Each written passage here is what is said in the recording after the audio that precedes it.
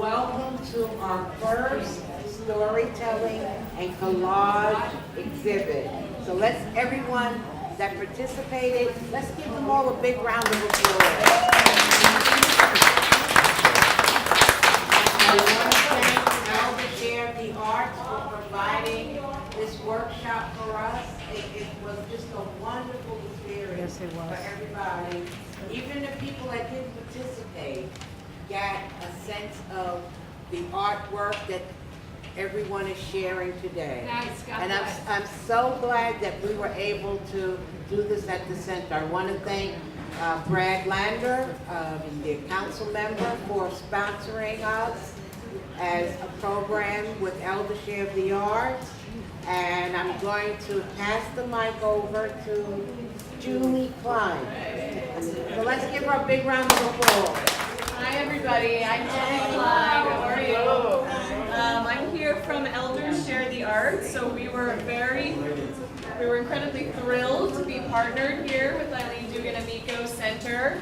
ESTA was founded in 1979 by Susan Perlstein, who actually, way back when, did work here at AMICO. And so this was, in a way, a really incredible homecoming for us to come back here and work with Carol and the incredible community. About half a year ago, Julie talked to both myself, Robin, and Susan about doing a project together where we combined storytelling and visual art, and in this case, collage.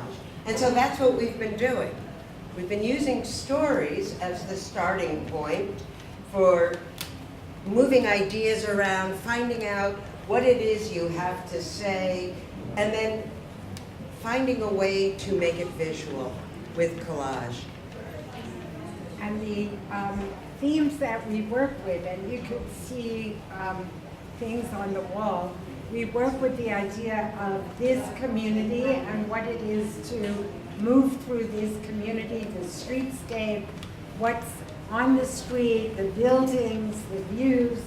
We work with ideas about family names, where they came from, what's important, your own name, your nickname, your married name, your divorce name, whatever. We also talked about and looked at stories about food and what we like to eat and so on. So up on the wall, you'll see all kinds of examples. We also talked about play and what we liked about play and what we enjoyed doing in our lives. And what that brought up was we had a whole session on dance. And Tony was the guy who started us off on that, talking about dancing and clubbing and what we did. And Ramona, yes, who was, kicking up a storm there for you. My favorite one was junk mail. We did a whole project on junk. So what we're going to do here today is we're going to start with some stories, and then we're going to move into talking about the art. I've been in this country for over 64 years. I grew up here in Brooklyn, in Gowanus, and I heard a lot of stories from my mom when I was growing up. It was about my maternal grandfather, Carmelo. Carmelo used to do everything in the world to survive at the island of Puerto Rico for him and his family. And my grandfather used to run a illegal rum dispensary. They used to call them distilleries. All the way up in the mountains in Lares, Puerto Rico. It was like very, very like into the inside of the island of Puerto Rico. And my mother tells us that he used to promise her and her other brothers and sisters that he would take them dancing on Saturday night if they would go up to the mountains to help him with the distillery. But he was pulling their leg because he was like a very strict man, very, very strict person. So once they finished working that weekend, they were waiting for the party on Saturday night. Well, Saturday night never happened, my mother used to say. So my mother got very angry one time and she said, you know what? I am gonna go and destroy his distillery. My mother was the gangster in the family. So she came, she got together with her brothers and her sisters, went up there and destroyed the distillery. He thought it was his rivals, okay? And my mother got back at her father for this because he promised them dancing, but never took them there. He used to make them work with that promise in their mind. My mother told me the oddest stories about my grandfather. He was a very strict, he used to discipline them in many ways. He used to make them work for everything that they had. And this is the way they were at that time, I guess. This was something illegal, that if people get caught nowadays, you'd probably be put in jail for many years. But this is what they used to do to survive, you know? And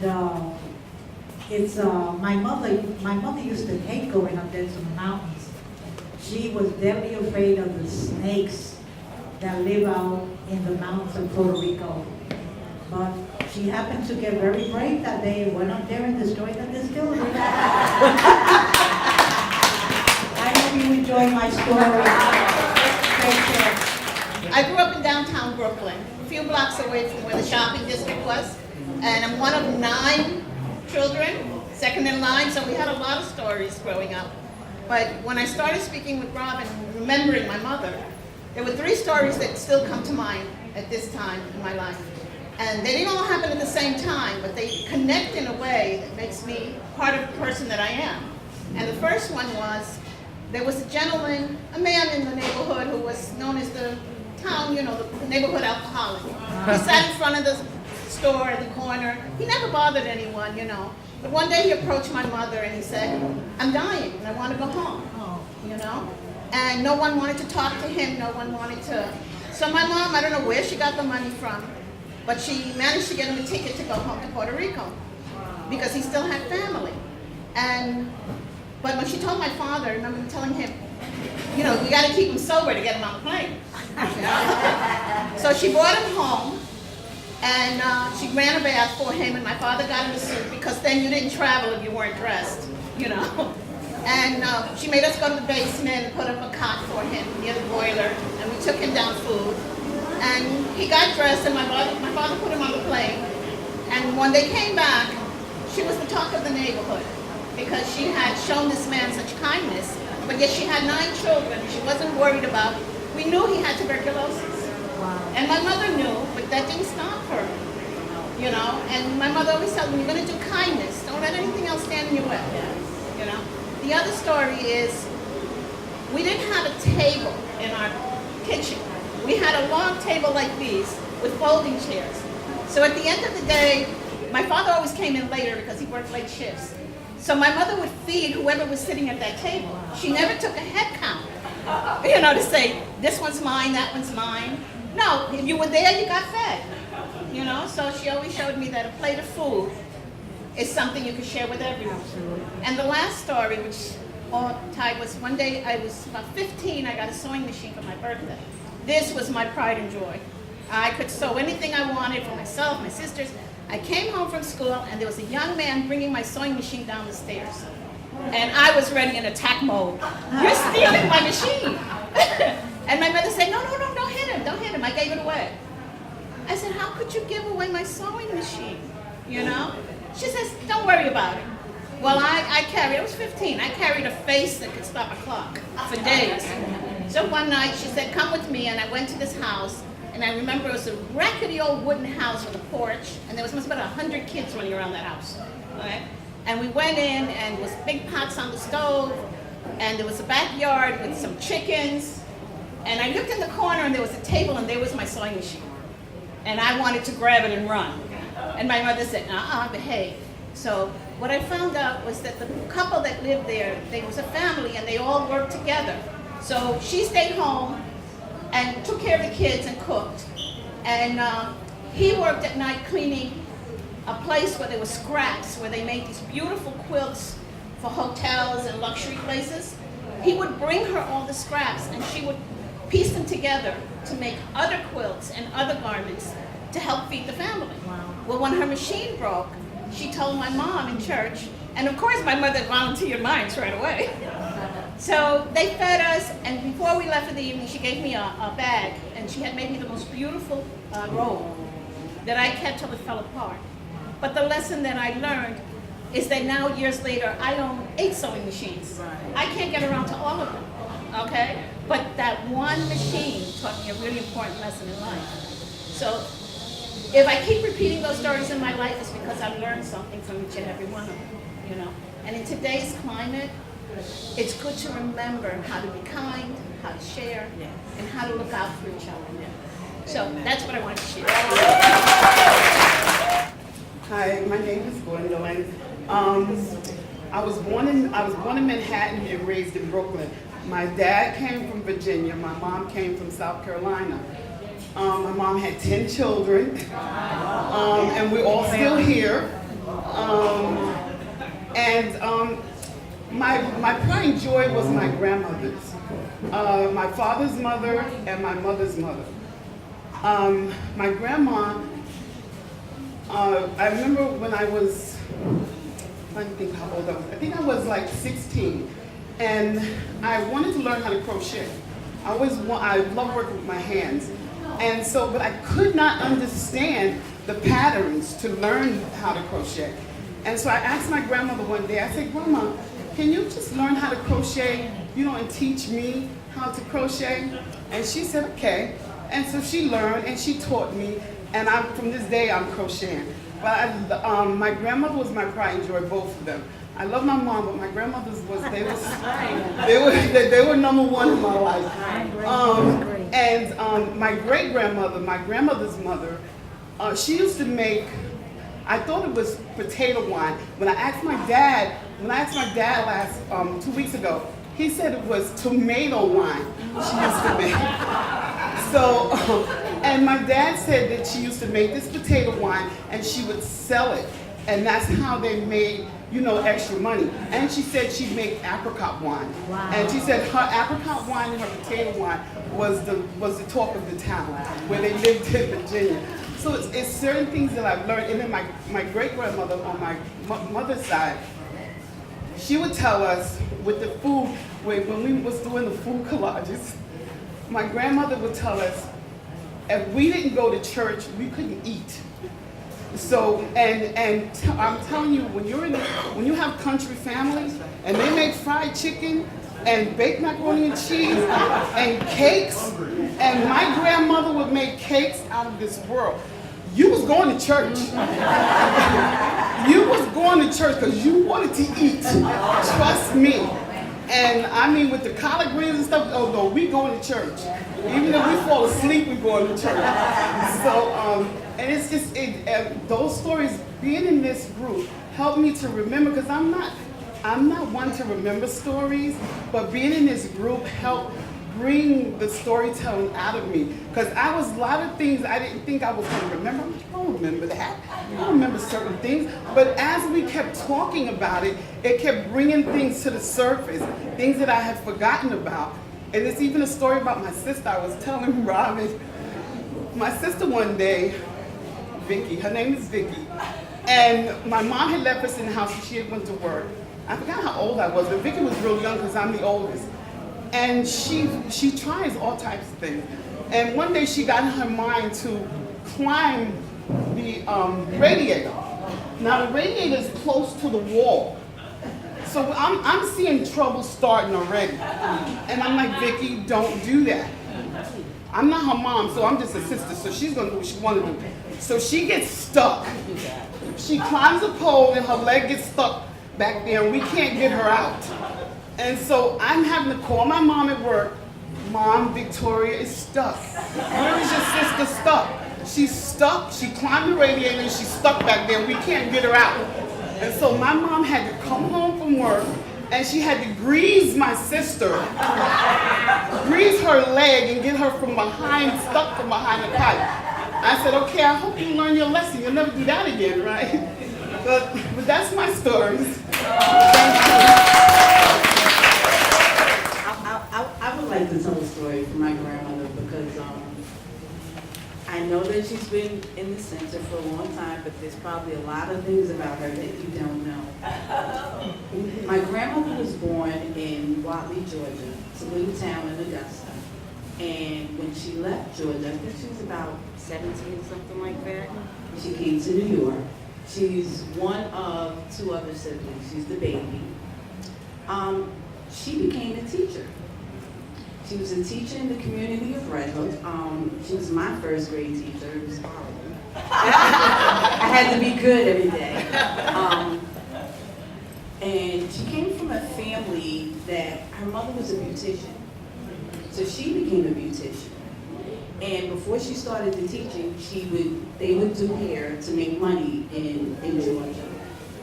She came here with the skills of doing hair, and she started out as a para in school, and then went to New York Technical College on J Street, got her degree to become a teacher, and she taught in the community of Red Hook for many years. A lot of my friends, as a matter of fact, my husband, she taught, she did a lot. This lady has seen so much in her life and taught me to be the woman that I am today. Very loyal in her way. Puts everybody before herself and has sacrificed so much for me as well as my mom and, my brother. A good Christian woman. She goes to church. She's taught me how to love God. I'm sorry, not Christian. She's Episcopalian.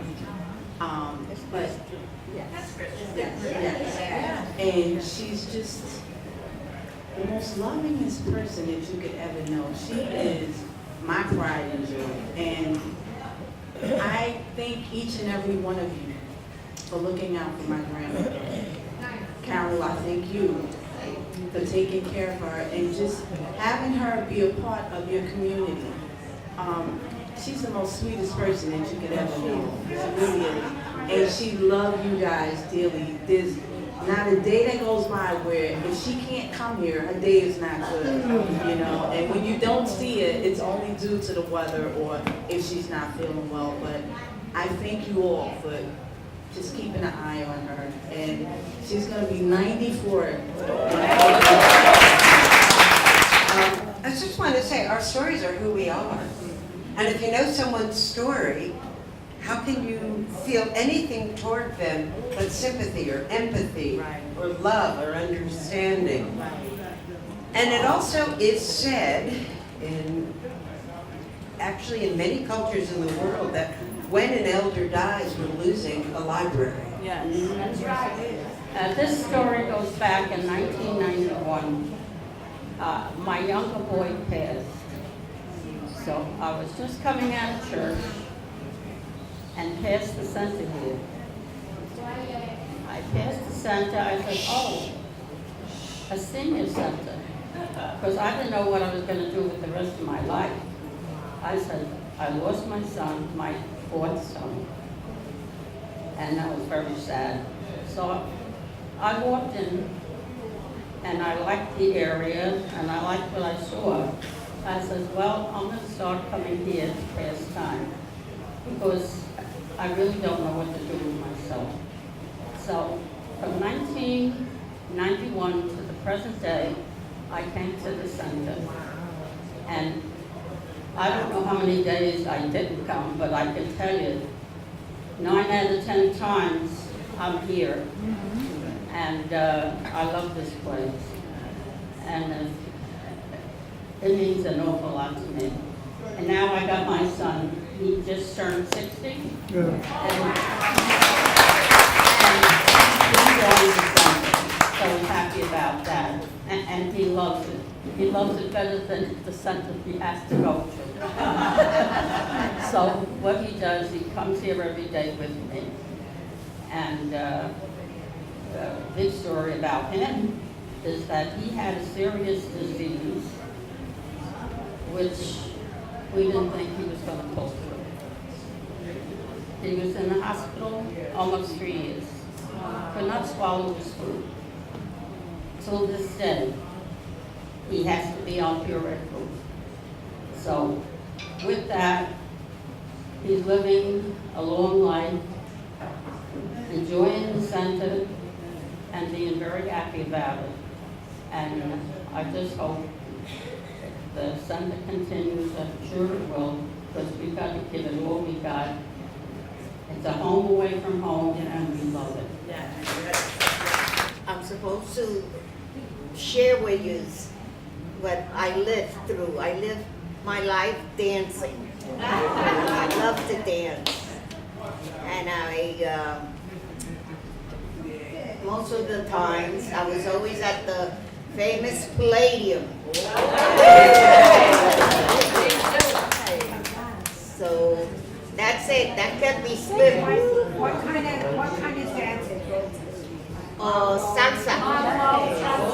Salsa. And what did you wear? You described your clothing. Oh, I would go shopping all week for the weekend. Well, what did I tell you? Make it clean. Love is divine, and the good Lord said, love one another as I have loved you. And even if someone gets out of line and maybe says something bad to you, forgive them, because there is no ending to love. And there's no room for hate. You can't have two. Stick with the love, and you'll do fine. I wanted to direct you to the wonderful exhibit in back of us. And I talked a little bit about some of the themes, and you could see that the family and names are very important. So I'm going to ask a few people to just talk a little bit about their work. So Carmen's piece is right here. And Carmen, maybe you can tell us where some of the ideas came from. This one right up here. You see in my piece that the name Victoria repeats itself. And it's because it was my grandmother's name. And it was supposed to be my name, but because I was born on a certain date, they named me Carmen Victoria. In return, when my daughter was born, I wanted to name her Trinity, but she was born on my grandmother's birthday. So in turn, I named her Victoria Trinity. So it just keeps repeating itself somehow, you know. And as a little darling, I started playing with toys at old age. You know, when I was older, I wanted toys instead of being young. Just recently, about 5 years ago, I started playing with toys again. So Ramona used both, and she also has a wonderful sense of color. And in this project, we use crepas and we use watercolor. My parents met in Harlem, and they met during World War II, and I'll tell you how they met. There was a restaurant called Father Divine's, if anyone knows about it, and Father Divine's used to sell dinners for 35 cents. And so my mother was sitting at the counter after work, and my father came and sat by her, and he asked her, could you pass the salt? And then he started talking to her, and then he asked, could I walk you to your corner? Because it wasn't going to go any further than that in those days. So he walked her to her corner and asked could he meet her again, because basically, because the food was so cheap, everybody ate there. So they formed a relationship. They got married during World War II while he was in the service. Then he went off to the service and then came back, and for 5 years they tried to have a child.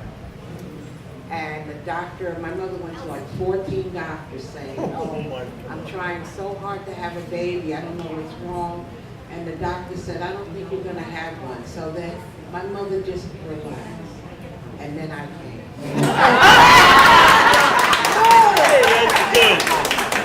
Very good. My father's name was Cary, like Cary Grant. And so my mom wanted to name me close to his name. name, so that's why I have the name Carol.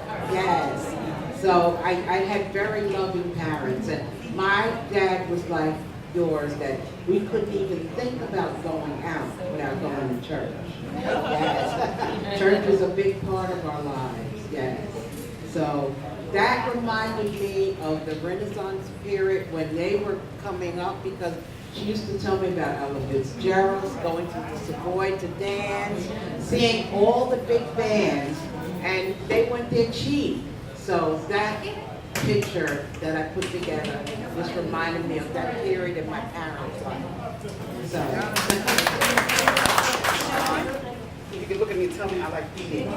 So,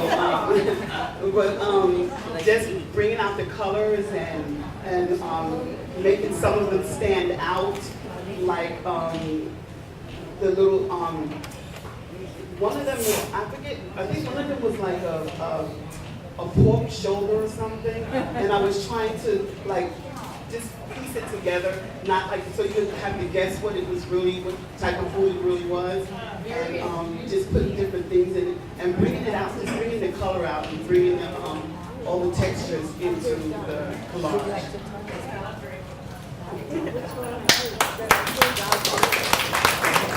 Arthur also put an interesting pig in here with a tutu, which was interesting. And then we used some stencils, and this is both art that we did and part of Arthur's name. So that was a very interesting way to present. I even surprised myself. And the balloon shows a lot of these people are not here anymore. They descended into heaven. And that's my thought. What I want to take this moment to say, I came to the center mainly because I saw the piece on collage and storytelling. And I'm recently retired, so I wanted to be able to come out and have a place to go to do what I like, is art. So I enjoyed this a lot. But I want to take this time to stress that when people cut back on arts for the young, the disabled, or the senior, you're cutting out a lifeline, because it's the only way some people have of expressing themselves. To some people, art is better than breathing, okay? Because when you go through things in your life, it is therapy, it is comfort, it is a way to heal. So when you cut that out and you think, I'm saving a few pennies, you're losing a lot of souls. So if that can go to the ears that need to hear it, please save the arts. For the young, the disabled, and those of us who have a collection of stories from a lifetime. And with that said. And the painting that he did, everybody sees a different picture. I said, you understand this? Oh yeah, this is a seal, this is a fish, this is a horizon, they see different things. It's amazing. Well, Arthur, R-A-R-T, is part of my name. So R-A-R-T.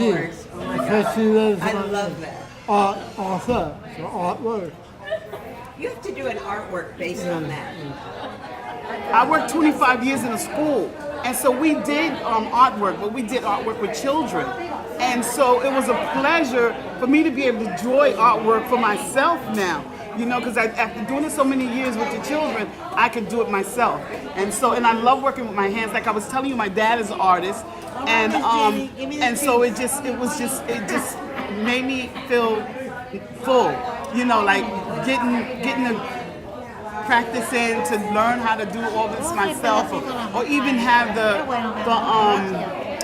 compassion, because I always had compassion for art. I always had compassion for art. So this is just bringing it out and making me feel right at home.